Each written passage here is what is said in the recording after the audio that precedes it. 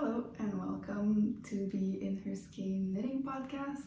My name is Marie-Ève and I'm Canadian, but I'm coming to you from the northeastern part of Italy, where the weather is quite scary today. I think we're gonna get some floods. There's a lot of rain, and typically in this region when that happens, the water streams overflow, and there's one very close to here, so that should be interesting. Also, if you hear the rain, that's what's happening, and the lighting is horrible, but it's fine, I guess. We're gonna have to make do. So yeah, I just wanted to start out by saying a big thank you to Selma from Little Big Knits, who gave me a little shout out in her last episode. So I think that a lot of new faces around here are coming from that video. Yeah, it was very nice of her. I have been enjoying watching her podcast for a very long time.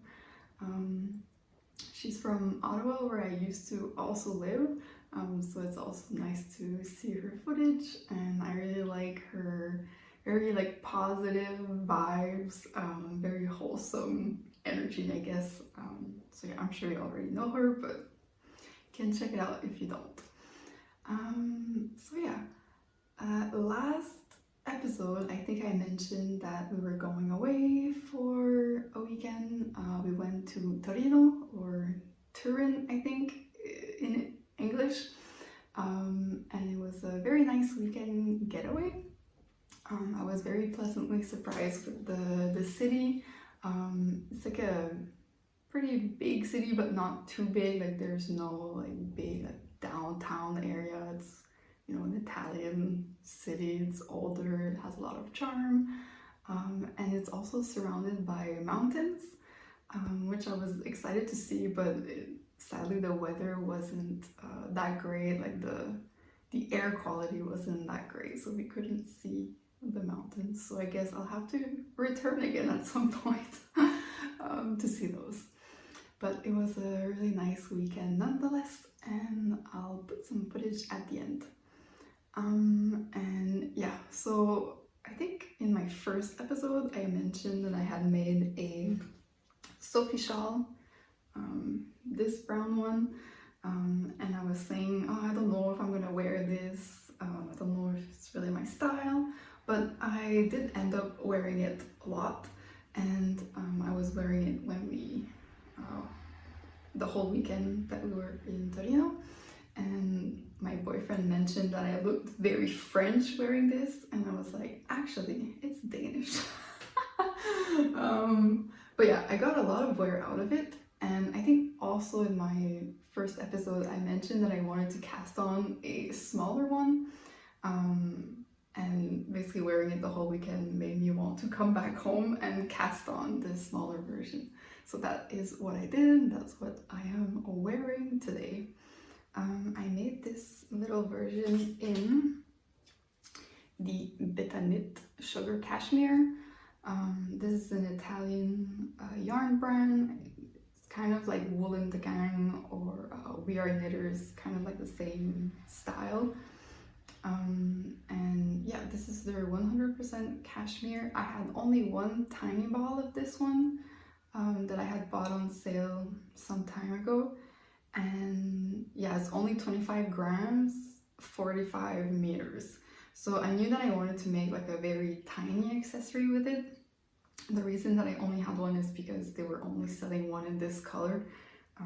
So yeah, I thought that a Sophie scarf would be great for that. But in all transparency, I didn't buy the pattern because I already had the pattern for the Sophie shawl. And so I decided to just follow that one. I'll remove it to show you like the shade that I ended up with.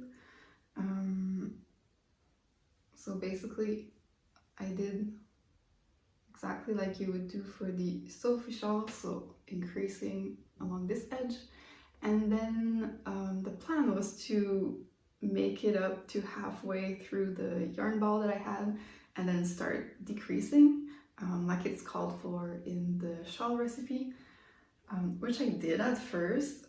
I was weighing my little tiny ball, but I think that the scale that I was using was not calibrated well, because I made it halfway through the ball in terms of grams that I had, and then when I got to the end I still had like a good chunk of the tiny ball left over, and the scarf was way too small. So I decided to frog up until like my last increase, and then instead of continuing to increase I just went straight, so without increasing, with the little ball that I had left previously. So I cut that away, knit all of that up, to then knit what I had previously knit before, so that I knew that I would have exactly the right amount of yarn. And yeah, so I did have to weave in a few ends, but it wasn't so bad. So yeah, that's why it has like this shape. I honestly don't know. I think that the Sophie scarf is a bit different, but yeah, I think that worn, that's what I wanted. I wanted something that I can wrap around, like not even wrap, just like this with a little knot. I think that maybe there's two sizes, but the Sophie scarf is like wrapped around like this and then you tie it. But that is what I am wearing.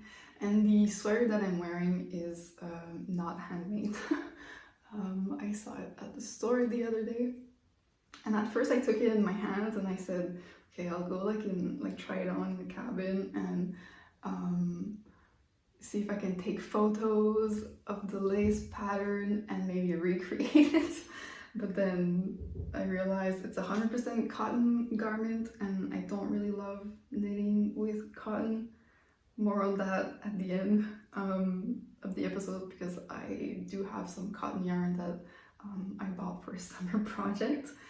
But yeah, I thought I would just buy it, so that's what I did. But yeah, it's like a pretty simple top with lace and little flare in the sleeves like this. It's like, all right. And oh, the other thing that I wanted to mention is that I came across a video the other day. Her name is Nadine from Your Knitting Bestie. It's a new YouTube channel where she talks about knitting, and it truly feels just like that, like it's your knitting bestie. She's really cute, and I really enjoyed watching her videos and finding her channel. So I'll link that below. But what I was going to say is that I found her because she made a video on on different patterns that you can use to achieve the Sophie scarf look, but with different patterns. And also I'll mention that I just finished to do the final read-through of a tech edit that I did for Famke from PetiteKnit. Her Mila mini shawl is coming out. I think maybe it'll be out already by the time this video is uploaded, but if not, it's coming out very soon. And it's there's two different versions, and they both have lace and cables. And yeah, they're both very cute. They look very fun to knit, so I thought I would give that a little shout out too. Alright, and then when we were in Torino, well, actually getting there on the train, I wanted a little sock project to bring with. So I think I mentioned last time that I wanted to cast on something with this Mondim yarn. It's the shade C581. It's this one that my cat attacked yesterday. Usually she doesn't do that, but I don't know, she was like stretching out her paw, and I was like, ah, be careful with my yarn. And she like with her claws, so it looks a bit messy, but I think there was no damage done. Anyways, so this is the color 581. I think it's one of their new colors, and I absolutely love all the new colors. I want to try them all, but yeah, maybe eventually. Alright, my hair is doing crazy things today. I feel like I'm very frizzy, probably because of the rain outside. Anyway, I was saying that I cast on another sock, and here they are. Don't know if the lighting will do the color justice, but this is what they ended up looking like. So yeah, last time I was saying that I lost my swatch. I swatched for a few different flower looking motifs that maybe will be difficult to see. But yeah, essentially I took two that I really liked and that complement each other well. And I inserted those little motifs into like a ribbed pattern. And then, so if we hold it up like this, right side up like that, it's like in a little V formation for all these little motifs. I kind of just like went with the flow with this one to create this one. And I think that I have previously mentioned that I was interested in trying an anatomical toe. So you can see here, this is for the right foot. And you can see here that the shaping for the toes is different than my typical shaping that I would do that is like symmetrical. Here you get a bit more space for the big toe and then it tapers off here for the other toes, which is how my toes anyways are shaped. So yeah, the fit is really good, very satisfying. So I think that I will continue using this method to knit my toes. And so since the little flower motif that I did, don't know if we can see, it's very tiny, like this is like two little tiny flowers. They have to be knit basically bottom up to have like this direction to them. So I knit the sock toe up. So I started with the toe, anatomical toe, did the top of the foot, and then I did a heel flap and gusset, but from the bottom up. And this is a construction that I've done before, and I kind of forgot how fun it is to make because it's like a cuff down sock where you would knit the heel flap and then pick up stitches to then do the gusset. But since you're going toe up, you don't need to pick up stitches here. So it's like a bit more seamless, I guess, and a bit less finicky. I really like how it works up. It's kind of like magical to see it forming even more than the cuff down type.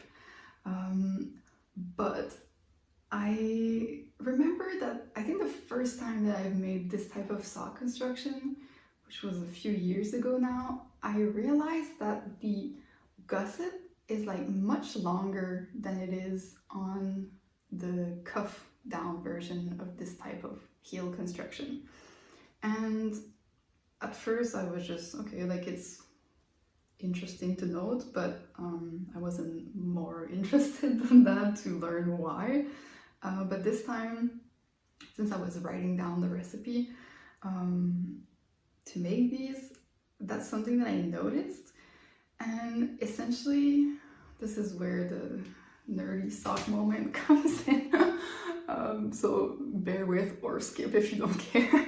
But I thought this was very interesting because the way that this is worked, you basically here at the gusset increase for all the stitches that you need to then decrease after to create the heel flap. And in the heel turn, it's shaped with only German short rows, or in the version that I did anyways, and in all the versions that I've seen of this type of construction online. If you know of something else like I'm about to explain, please let me know. If that exists, I'm sure someone has done this before, but I couldn't find anything online. So essentially you end up with way more stitches here than you would in the cuff down construction, because in the cuff down construction you separate, like for your heel flap and the front stitches when you're ready to do the heel flap. So you have like half your stitches on the back, half here, and then when you do your heel turn, you're actually decreasing a few stitches. And for my size, that's usually 14 stitches decreased in this area. And then you pick up the amount of number on each side for the heel flap, and then you decrease again to your half the amount of total stitches that you had on your leg. But when you do it the other way around, there's actually no decreases at the heel turn, and so you end up here with, in my case, 14 more stitches. And so more stitches equals more fabric, and you can see that, like, I mean, if you look at a lot of socks, then you'll notice that like this is bigger. Then I brought an example of my eco printed socks where you can see here that there's less fabric and that the gusset ends here. So I don't know if I'll be able to show this on camera. Maybe I'll put a photo, but if I'm holding them like this, you can see that the gusset for this pair ends here, where is my finger, and the gusset for the second pair ends here. So there's like a good, I would say, like inch between these two in the length of the gusset. And also, like I was saying, there's less fabric under the foot for the top down versus the cuff up, toe up version, sorry. And I guess that's really good to know if you have a very big instep, and that you, like, if you find that socks in general are too tight in this area, then I think that this construction is really good for you. This is going to give you more space here. But for me, this is a bit too much fabric, but I still decided to like continue finish the sock like this. And what I'm gonna do is on the second sock, I'll try to insert here some decreases instead of just doing short rows to shape the heel. So yeah, that's it for these for now. They are most likely going to be a pattern, but I don't have a name for them now, and I think I'm going to wait until the second sock is knit up to see if I like that whole gusset situation for the other one. And yeah, they are basically like an all over ribbed sock with little motifs like this. And yeah, I guess just a quick word about design in general. I don't know how to phrase this, but I guess what I just wanted to point out is that I wanted to design for a long time, and I know that it's something that I can do. Like, I've designed things like just for myself before, but there's always like a bit of an imposter syndrome feeling in there, and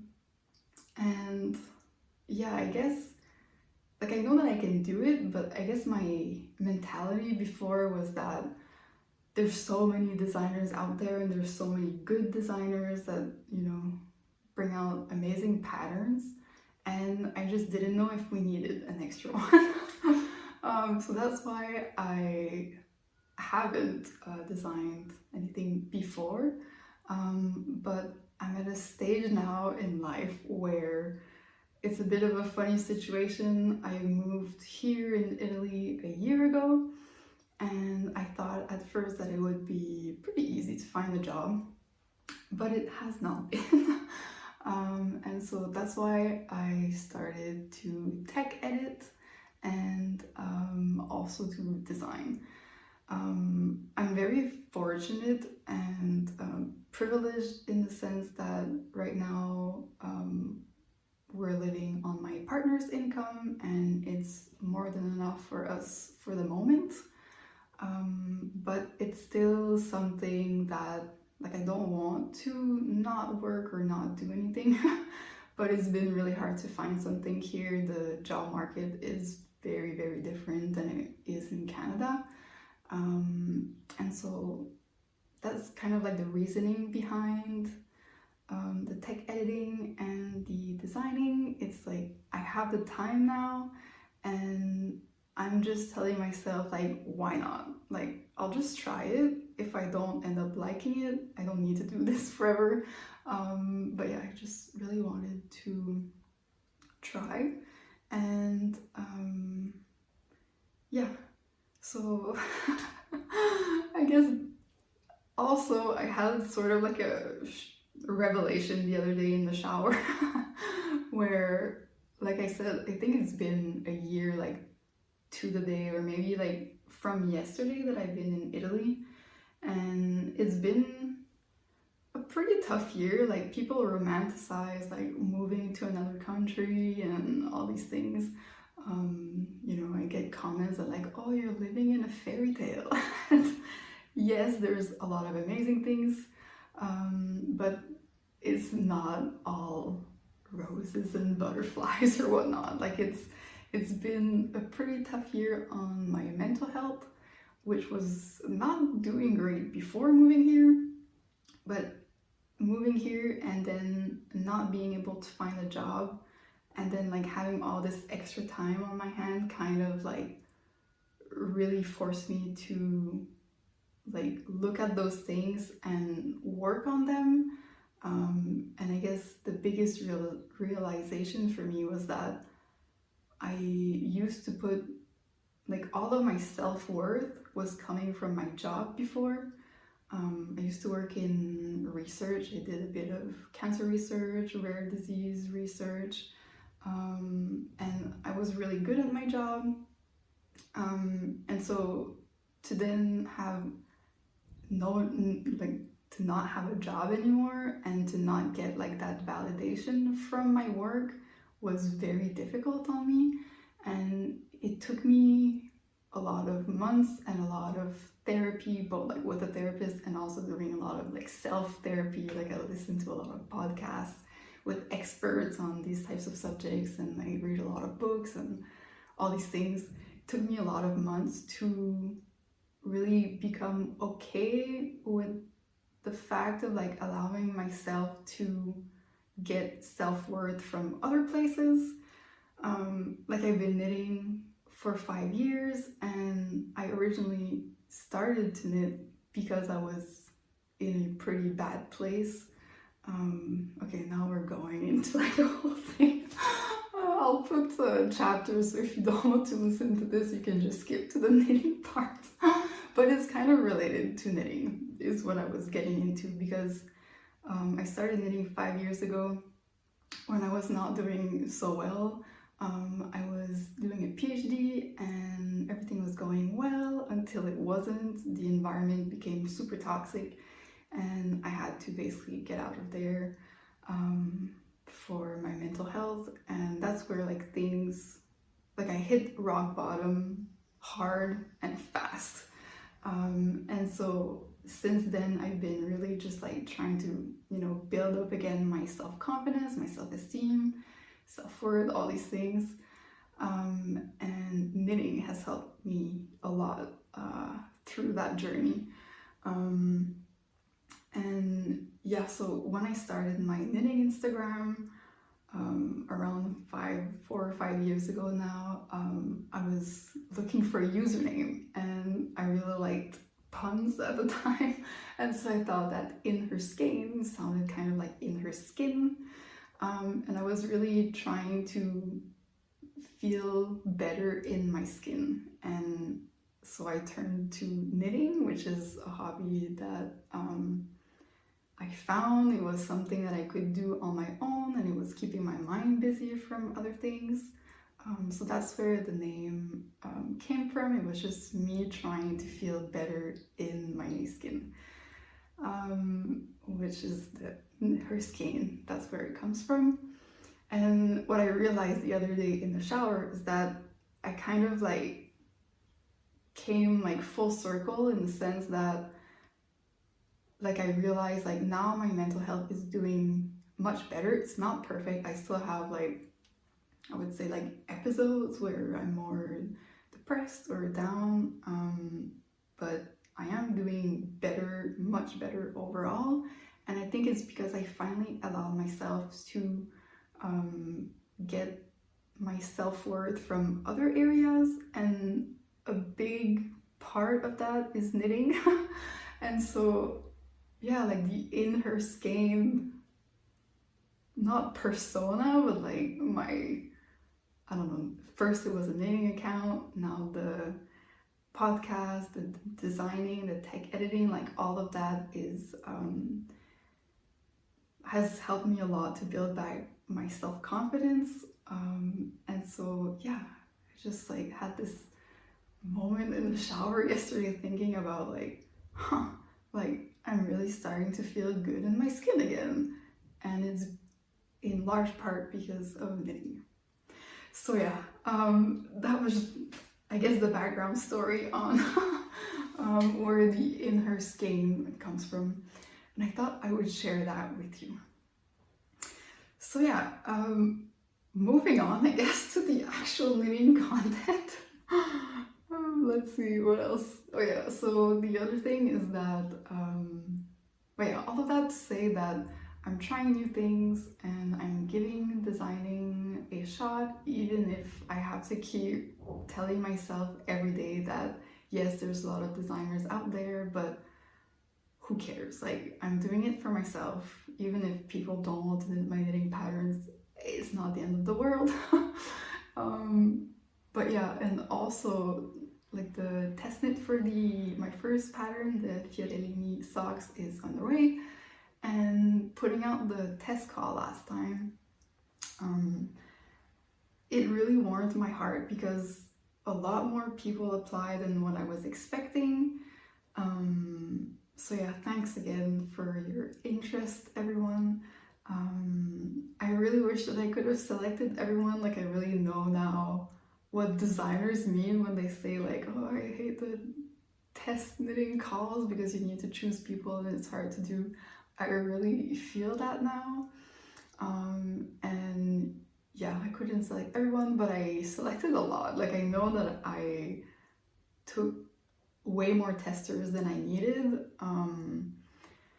But yeah, I don't know, I was just so excited to see that a lot of you were interested, and a lot of the people were like my Instagram or YouTube knitting friends that I feel like I made here. So yeah, it was very heartwarming. So yeah, all of that to say that the test knitting for the Fiorellini socks is underway. It's going pretty well so far. Some testers have already finished, which blows my mind. Like, some people knit so fast, it's crazy. But yeah, it was also really nice to see everyone's color choices and which yarn they selected. And yeah, the pattern will probably be coming out mid-March-ish. So yeah, if you're interested in knitting them, I guess stay tuned. Okay, moving on. So the other thing that I have to show is quickly my Irene sweater. This was a test knit for Rebecca from Journey Through Yarn, and I was wearing it last time in the last episode, but I was mentioning that I needed to lengthen the sleeves, which I did, and now it fits perfectly. I really love it, and it's a bit too warm now to wear it, so I guess I am excited for next fall and winter to get to wear this one. Alright, can set this one aside. Okay, so next thing, with the leftover from this project, so I had some leftover Mota by Wooldreamers. This is basically my leftover, and then I have like also my swatch that I can pick from. I wanted to make the Stella quilt cushion by Penrose. and I don't know if I don't think I will have enough for the whole cushion with this, but for the backing I can just use another color, or I'll find a solution later on. But essentially I cast on my first little square that serves also as a gauge swatch, and I have a little issue, and I don't know if anyone who has made this has encountered something similar. It's not a big issue, but basically my stitch gauge is fine, it's perfectly on gauge, but then in the pattern she says that each square should be approximately, I think it's 10 centimeter, and mine are 12 centimeter, so 12 by 12 instead of 10 by 10. And so since you have 4 squares, like 4 by 4 squares to make up the front of the cushion cover, that's an extra 8 centimeter per side. And so I think that is going to be maybe too big, like there's not going to be enough like negative ease to like stretch nicely on the size of cushion that she recommends. Okay, I'm back. My phone cut me off because there was not enough storage. So I think I was talking about the fact that my squares are too big, so there's not going to be enough negative ease to like fit nicely on the cushion that she recommends in the pattern. And so I think that I will have to go back and either change like the number of increase and then decrease rows that I'm doing, or I don't know, I could go down a needle size, but I like this fabric. I think it would maybe be too dense if I go down a needle size. So yeah, to be determined what happens, but casting this on, I'm really excited now to get this cushion out of these yarns, all leftovers, or mostly leftovers. Alright, so this was home decor item number 1. I have home decor item number 2 that is not knitting related, but I think I thought, why not show it anyways, because I thought it was pretty cool. So as mentioned in a few episodes ago, we recently moved to an apartment that we are slowly trying to decorate, and one of the things that we had to buy are light fixtures because there was nothing when we moved in. So for the bedroom we wanted something like suspended that looked nice, and we had to look around in stores and things were either not exactly what we wanted or too expensive, so we decided to make it ourselves. So this is, I don't even know if I'll be able to show it all. This thing.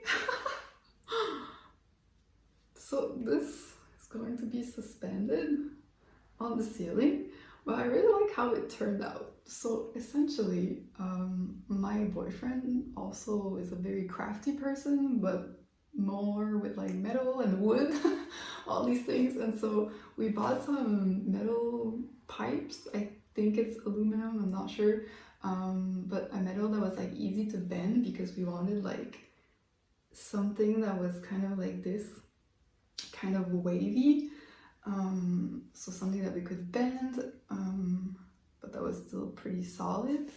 And so he was the word when you welding. He welded.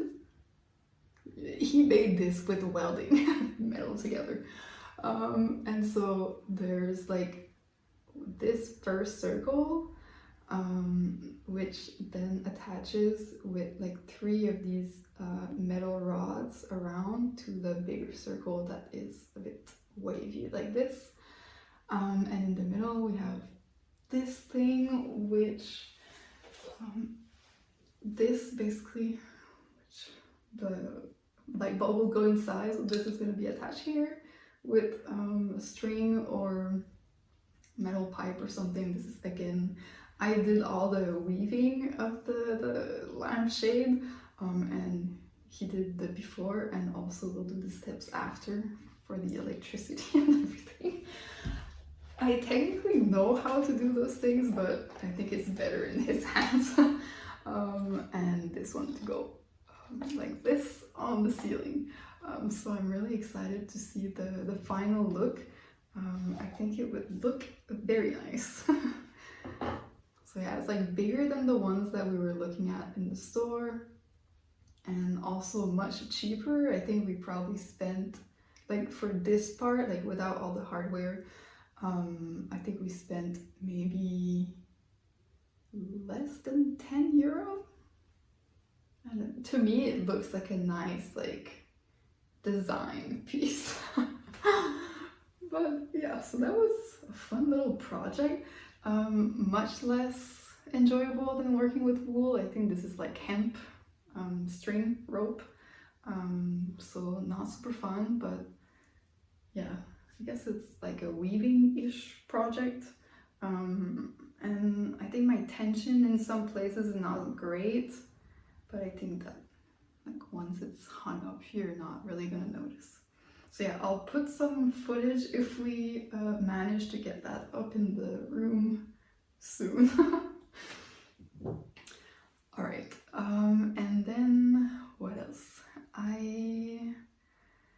I think everyone is sharing their like spring knitting plans. My head is already in summer mode. So yeah, I have 2 summer garments planned for sure. I have the yarn for it already, and then I'll probably make a few more, but I'll need to buy yarn for that.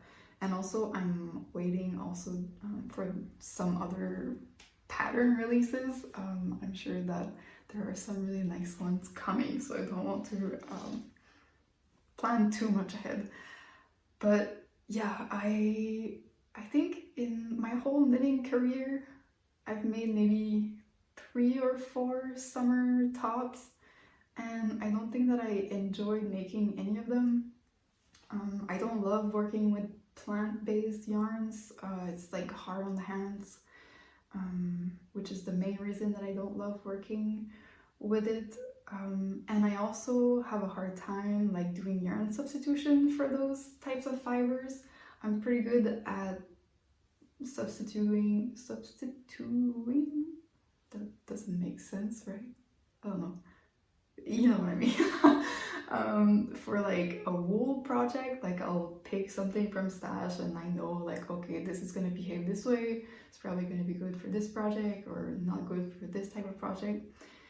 But with plant fibers, I'm really not good. And so it's hard for me to like estimate quantities, because also like the weight differs, like it's heavier.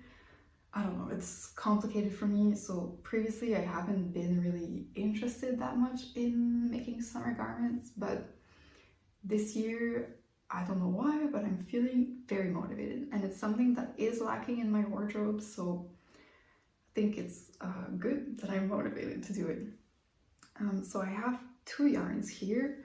The first one is the Knitting for Olive Pure Silk. I have used this one before, and I think it's the most enjoyable yarn, like summer yarn that I've worked with before. And so this one I'm excited for. I think it will be a pleasant knit. I've swatched with it. I don't have the swatch anymore because I didn't want to waste it. But I did a quick swatch and it was pleasant on the hands.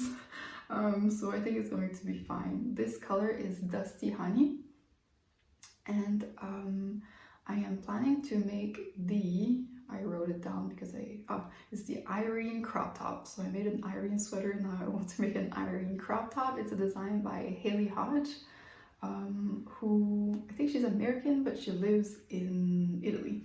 And I found out about her in the Woollit magazine that I've mentioned, I think in my last episode, which is a knitting magazine, and every volume focuses on a different region of Italy, and so she was in the Tuscany edition. I think she lives in Florence. anyways, I want to make her Irene Crop top. I think it's really nice. Yeah, I'm excited to cast that one on, but I'm like trying to wait a little bit, but also not too long, because if I have the mojo now, maybe it's best if I cast this on now, because who knows if later I will want to work on these things. So yeah, that was the first one. And then the second one, we were actually, my boyfriend and I, at a plant store. I really like plants. I don't know much about them, like I'm not super knowledgeable about them, but I really like to buy plants. So we were at a plant store. I'll actually show you the one that we bought because I think it's so cool. Oops, I might have bumped the mic there, but look at those leaves. They look fake. It's so cool. Anyways, and the underside is another color. I thought it was a very cool plant. But let me put this down. Okay, when we were in the store, my boyfriend said, "Did you see they have yarn over there?" And I was like, "Excuse me? They have yarn at the plant store? That's the best plant store ever." So they had like a little like home decor section with like crafty things, and they had yarn. So I picked this one up. It's the DMC Eco Vita. It's a recycled cotton, and it's like the type of yarn that, I don't know if it's going to show, but it's like a tiny I-cord essentially. So like the strand itself is like knitted. It feels very soft. I did swatch with it and it was not the most pleasurable experience. But since it's for a summer top, I'm thinking that one, it's not going to take me as much time as like a full sweater, so it should be fine. And also I have a few months before summer, so if I start now or soon, I should be done on time to enjoy it this summer. And with this one, it's not a color that I would usually go for. It's like a orangey red, I would say. Not quite like terracotta. With French, English, and Italian sometimes in my head, I don't even know how to pronounce things anymore, but you know what I mean. But yeah, it's like not a color that I would usually go for, but for this particular design, I think it's very well suited for it. So I want to make the Juno top with this one by Ines Oliveira. And I want to make the version that has like the straps, and I think there's like a crochet border situation.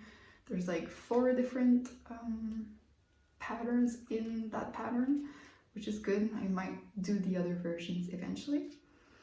And something else that I thought was cool is that, and I've never seen this before, on the ball band,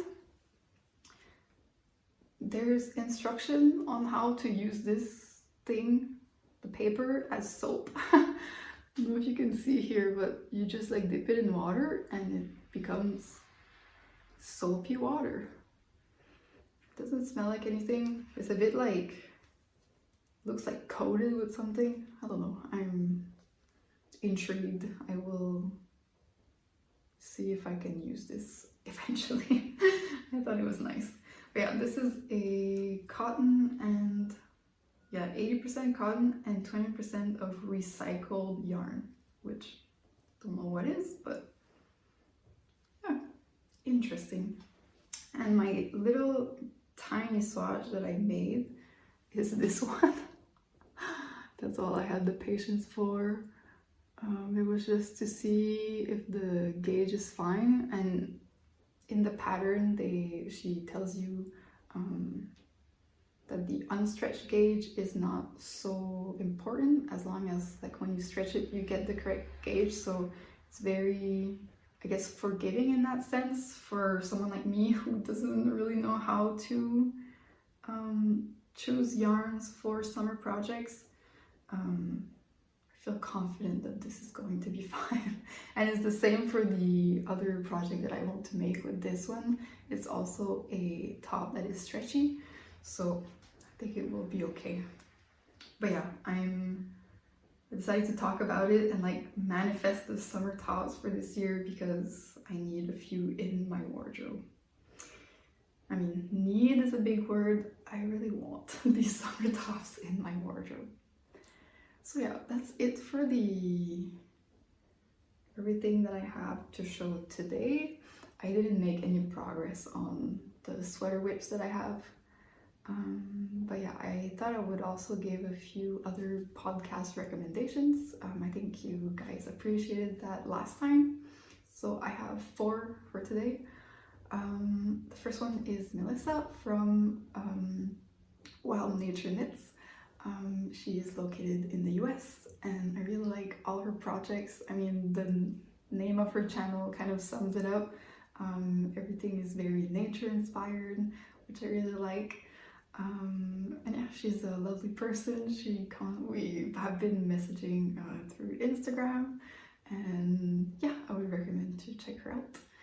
The second one is, I wrote a list down because I have a horrible memory with like names and podcast names. I think I've mentioned that before, so I have the list to not forget people's names. I'm sorry, just can't remember all these things.